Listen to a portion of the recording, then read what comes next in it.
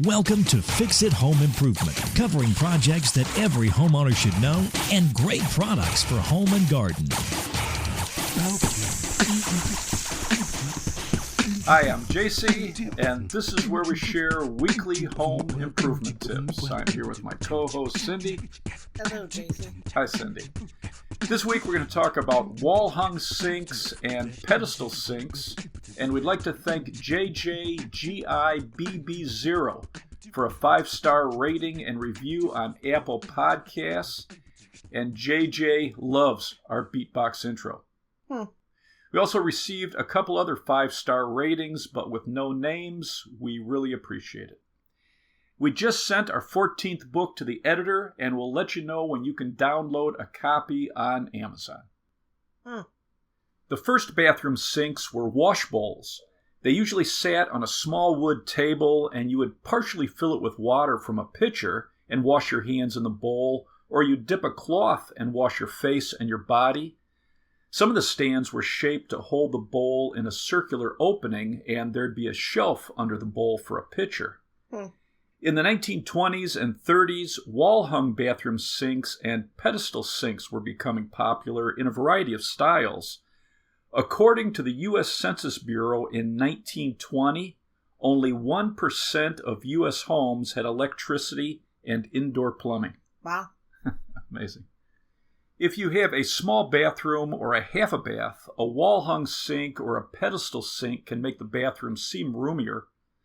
Wall-hung and pedestal sinks are great in older homes if you're remodeling and you want a retro or vintage look, but there are modern and unique designs with these wall-hung sinks. I saw one large tapered pedestal with the sink built into the base, and it just looked like this great big large tube. It was pretty cool, like a big cylinder. And you can also get chrome and glass designs that are very modern looking. Kohler has a pedestal vessel, they call it. The bowl is integrated into the pedestal, and you put a wall mount faucet above it. So the faucet isn't attached to it. So it just looks like it's this big cylinder. Oh, space age. It does. Looks space age. There are wall-hung sinks with floating shelves or drawers below the sink, or a shelf with a glass bowl as the sink. So there's some pretty cool designs. Yeah. Wall mount sinks are a good option if you're setting up a bathroom to be wheelchair accessible. You can mount the sink at the height you need, and there's quite a few options on the depth of the sink. Some general guidelines to make your bathroom sink ADA compliant. The top shouldn't be mounted higher than 34 inches off the floor. You should have knee clearance below the sink, 27 inches high and 30 inches wide. The sink should extend 11 to 25 inches from the wall. The floor space should be clear under the sink, and the drain pipe and supply line should be insulated. And if you go to a home center, you can get PVC or vinyl covers for the drain pipe, the valves, and the supply lines, or you can get a decorative cover that shields the pipe and supply lines, and that helps prevent a burn. Nice. There are some disadvantages to a wall mount or pedestal sink. You're going to lose the storage that you get with a vanity cabinet. And if you have kids in your home, it could be hazardous if they try to climb up on a wall mount sink. Some of the pedestal sinks can be top heavy, which could be dangerous if they pull it off the wall. And if you have family members or guests that lean or put weight on a wall mount sink, it could potentially crack the sink where the bolts hold the sink to the wall. Or if it's just sitting on a bracket, it could get lifted off that bracket. The wall-hung sinks with legs are a little more secure. Okay. One of the biggest disadvantages of a wall-hung or a pedestal sink is there's more work involved in installing it. Really? Why? The sink is held in place with either a steel hanger or hanger bolts, or both. So you need to have a wood support behind the wall to anchor the hanger or the bolts. This is going to involve removing the drywall or the finished wall material. Let's say you have wall tile. Right. And then putting a 2x4, a 2x6, or a 2x8 between the studs at the height you need. Wow, I didn't know that. Yeah, so it can be a lot more work. Also, with wall-hung and pedestal sinks, they're designed to have the sink centered over the drain pipe coming out of the wall. If you're replacing a traditional sink or a vanity, and you don't want the new sink over the location of the existing drain, you're going to have to reroute the drain. Wow. So it could turn into quite a project. So you better make sure that you really like it before you start it. Right.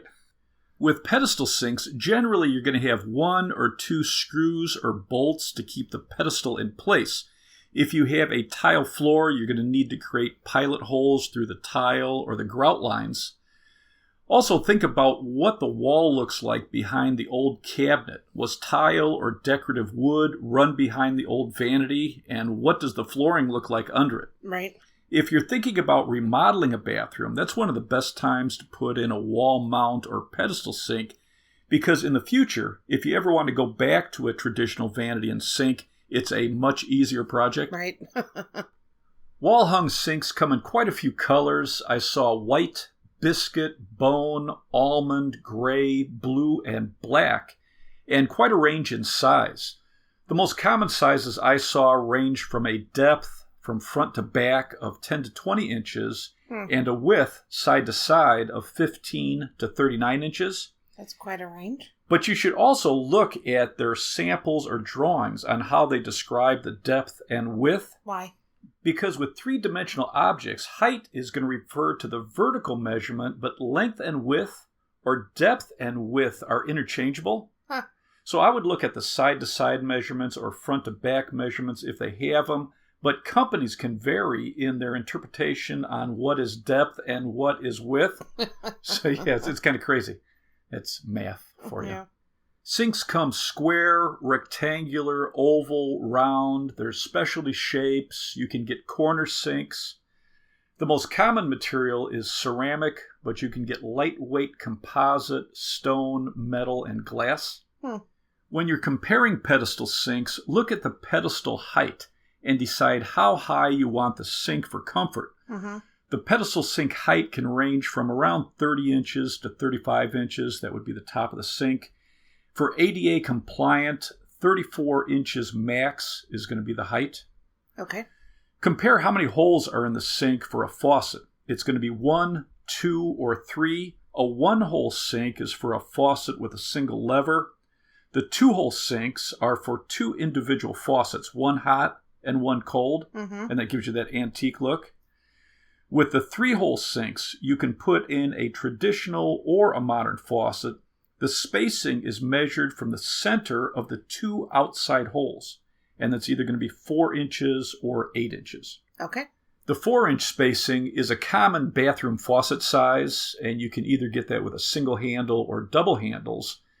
The 8-inch spacing will have handles for the 2 outside holes and then a spout for that center hole. Okay. Some sinks will have a raised back, and that's going to help protect your wall from splashing. Some are going to be completely flat. Some sinks have molded areas to hold soap or accessories. And a couple of the wall-hung sinks I saw had towel bars integrated into the bottom of the sink. So I thought that was kind of cool. Interesting. But those are some things you should be comparing.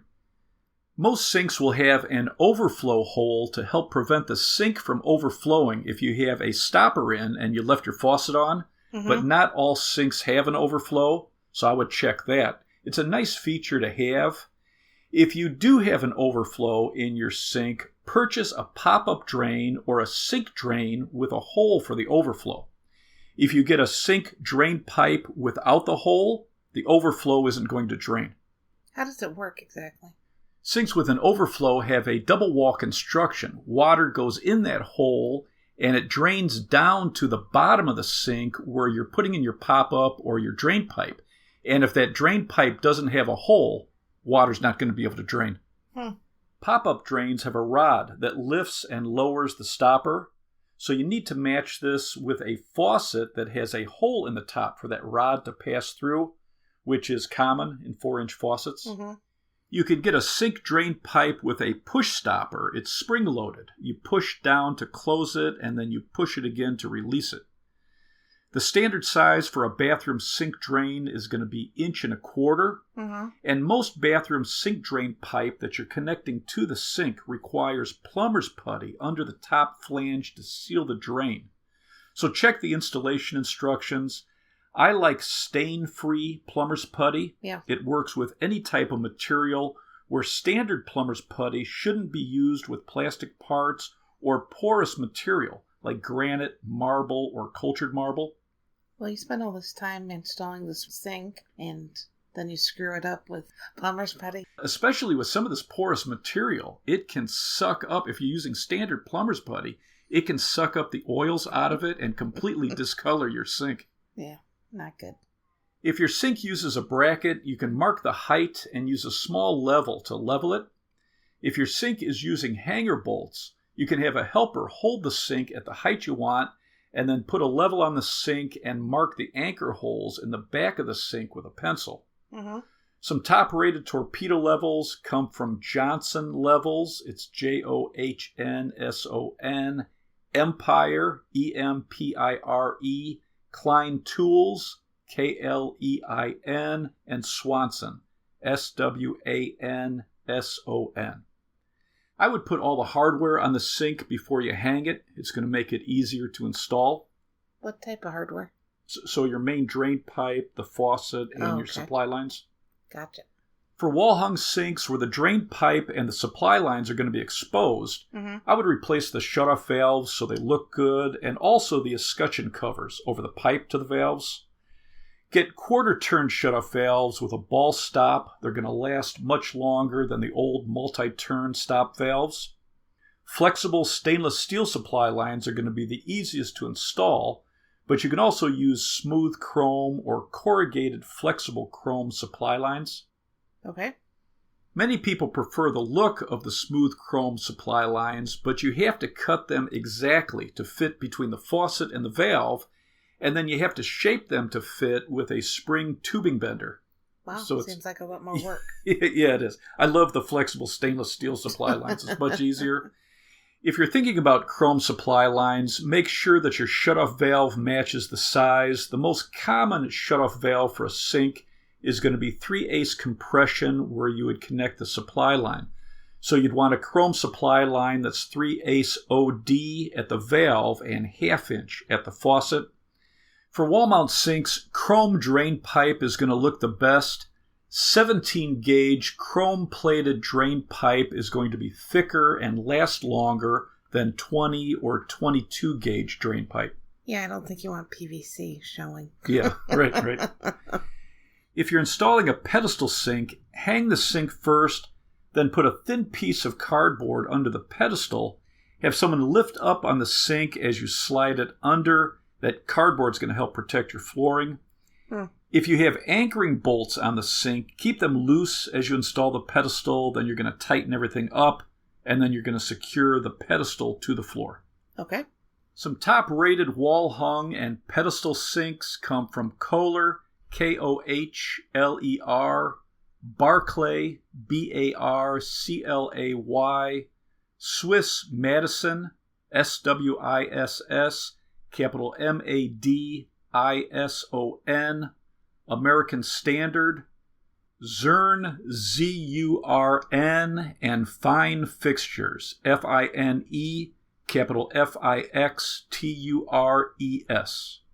Do you have anything else to add? If you're thinking about a wall-hung or pedestal sink, consider the work involved. You're going to need wood support between the studs for your hanger or hanger bolts.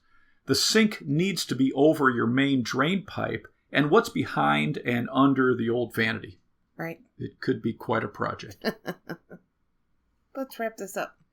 You can subscribe to the podcast on your favorite podcast app. If you enjoyed it, please leave us a review. You can check out our home improvement videos on our YouTube channel, Fix It Home Improvement. And you can subscribe to that as well. You can download our ebooks, Home Improvement Solutions, What Every Homeowner Should Know, books 1 through 13, and soon book 14 on Amazon. If you enjoyed it, please leave us a 5-star rating and review. You can email us at fixitpodcast@gmail.com. You can follow Cindy on Twitter at FixItCohost, and you can follow us on Instagram, Fix It Home Improvement. Thank you for listening. Talk to you next week.